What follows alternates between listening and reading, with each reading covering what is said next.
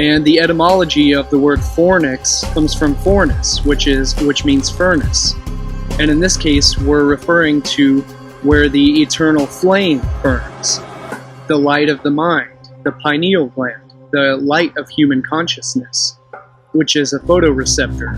And again, go back to see my series called Symbols of Power to discuss the essence of light and the pineal gland being a photoreceptor. In other words, a receiver of light, which controls the human circadian rhythms, the regulation of sleep and consciousness. So inside the fornix, or the furnace, where the eternal flame burns, in Freemasonry it's known as the eternal flame. Just like the Olympic torch is lit and is kept burning throughout the entire games, which represents the eternal flame, the torch carried through the underworld of mythology, which is the light of consciousness. It's the light that is never extinguished. The light of consciousness, the enlightenment, the light of the mind. Enlightenment means light within the mind. Yeah, it's like the the candle is the sacred flame. It's the keeping of the sacred flame. The spirit. The spirit. Which is why in like the Olympics, you have to keep, and in Masonry they keep the torch lit. They keep the flame, the sacred fire burning. And obviously, that's the spirit. It's the spirit it's the flame. It's the spark of light. It's the burning light. It's the flame. It's as David Bowie's Black Star song refers to as the solitary candle. In the vigor of all men, in the vigor of all men, stands a solitary candle. At the center of it all, at the center of it all. The mind's eye, the third eye, lies directly in the center of the human skull. The pineal is sensitive to light and generates its own source of perceptual light as dimethyltryptamine. It's known as the seat of the soul and the receptor of consciousness. It is the receiver of sight beyond sight. The eye of thundeRA, a thundercat's in danger.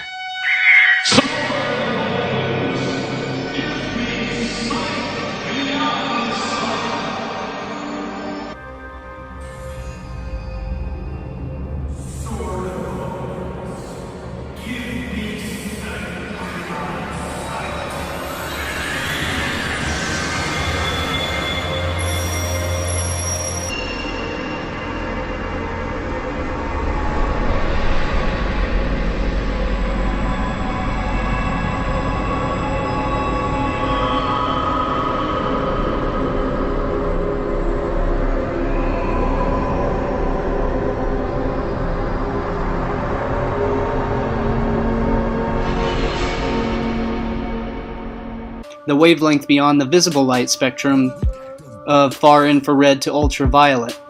Your spiritual eyes, the eyes that you use to see when dreaming, the eyes that see in the dark when you sleep. The solitary candle that burns throughout the night. It is said, if thine eye be single, the whole body shall be full of light.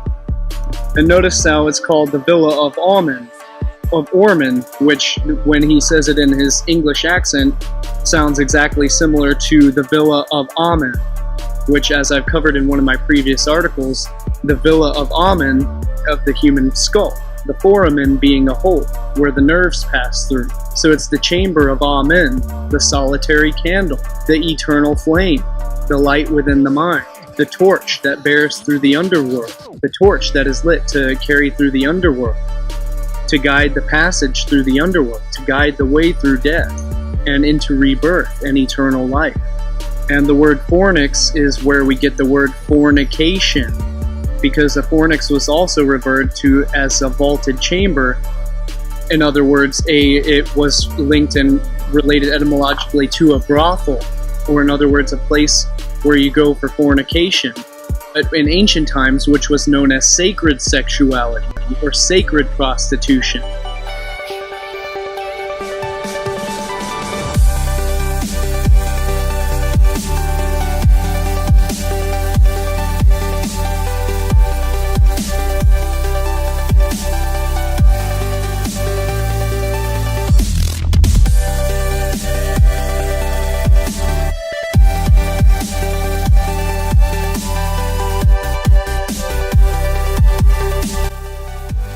because sexuality and human sexuality is a vital part of life. It's a vital part of human well-being.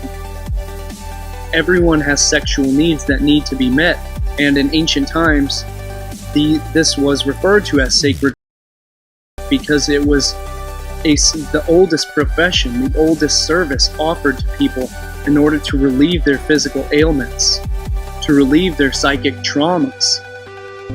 Because all trauma, as Wilhelm Reich points out in his sciences, all trauma roots and stems from sexual repression of the sexual energy.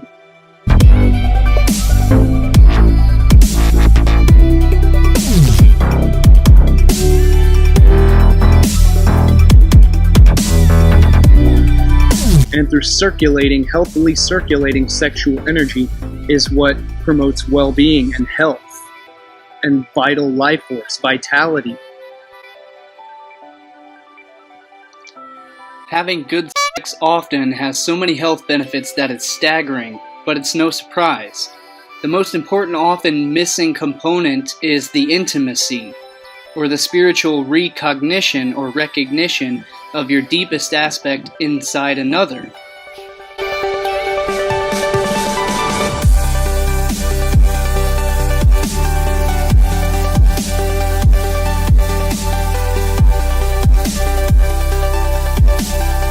Oxytocin is the social bonding hormone produced in the hypothalamus but released by the pituitary gland during physical intimacy such as hugging, kissing, and cuddling. And the longer the duration of the cuddling or the kissing or the physical contact, the higher amount of the intimacy, the higher amount of oxytocin is released into the body, and therefore the greater social bonding. The crucial effect of regular sex is hormone production, releasing a slew of chemical compounds such as endorphins, the compound word of endo and orphan, which literally means endogenous morphine. In other words, morphine generated endogenously, which means within the body, generated from within. And endorphins are named after the Greek god Morpheus, who is the deity, the god of dreams, which is why sex also improves sleep and circadian rhythms. And these hormone productions improve circadian rhythms. It strengthens libido, it reduces cortisol, or the stress hormones. It calms the nervous system, lowers systolic blood pressure, cuts the risk of heart attacks, improves cardiovascular circulation, lubrication, elasticity of the tissues of the vagina, and strengthens the muscles. However, there's also the likely case that male DNA from past sexual partners has been found in the female brain, which stays there throughout their entire lifespan. This is known as michrochimerism. So ponder that for a minute. But you also have to realize, as most people won't tell you, that it likely only happens with internal fluid transfer. And they also won't tell you that still so much research needs to be done to confirm this. But it could mean that you literally carry a piece of your sexual partners in your brain for your entire life, if you're a female, literally leaving an imprint on them. But the thing is that DNA is both a receiver and a transmitter of patterns, and demonstrably communicates non-locally via longitudinal waves. So in other words, which most people will mistakenly and fallaciously call quantum entanglement. But this is actually an electrical effect, which is faster than the speed of light. It happens instantly, and this has been proven in multiple experiments. In DNA across the country will actually respond simultaneously to stimuli. DNA from the same samples, and this happens longitudinally through what would be called longitudinal waves, or sometimes also scalar waves. This means you could either imprint onto the characteristic expression of your past partners, as well as vice versa. They can imprint onto your characteristic expression.